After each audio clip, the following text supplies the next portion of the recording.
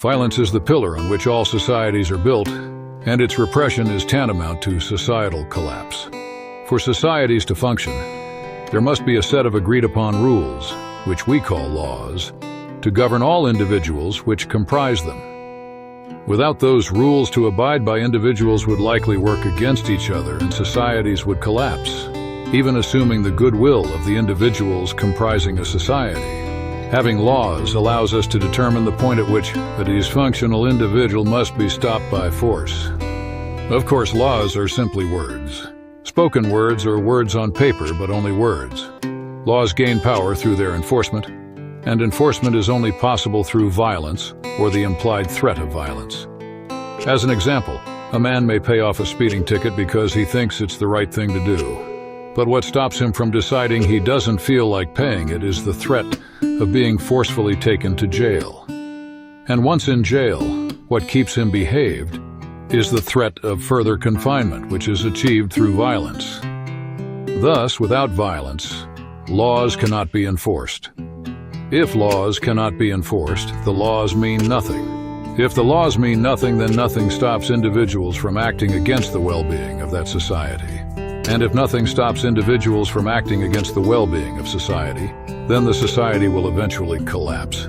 It will take longer in societies where individuals are responsible, but it will happen eventually. What keeps the predatory, the sociopathic, from gaining full power over individuals aiming to make society function is the threat of violence against them. Thus, the notion that violence is never the answer is a laughable one. We teach, or rather, our governments teach, our children that violence is wrong, that they must never use it no matter what. The aim of this is to create a society of slaves who will never protect themselves when abused. It is slave morality, and we must emancipate ourselves from it. Yes, violence is acceptable in certain conditions. It may not be desirable, but it becomes acceptable, nay, necessary, if one hopes to have a complex and functional society. Otherwise, what you have is merely a parody of a society, a human organization which does not work for the good and improvement of humanity, but for the glory of its sociopathic leaders. This, in essence, is the reason behind the West's continued descent into decadence. If the decent, righteous folks who constitute the majority of mankind refuse to engage in violence, then dysfunctional individuals won't hesitate to take what they want by force.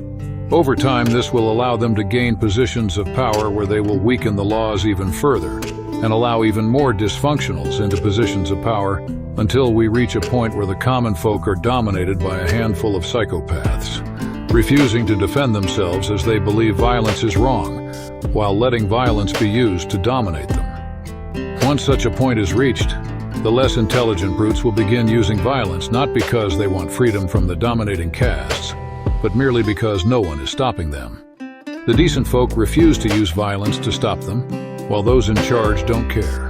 Worse, those in charge now hesitate to use violence to stop the brutes because it might set a precedent. Teach the decent folks that violence is indeed the answer.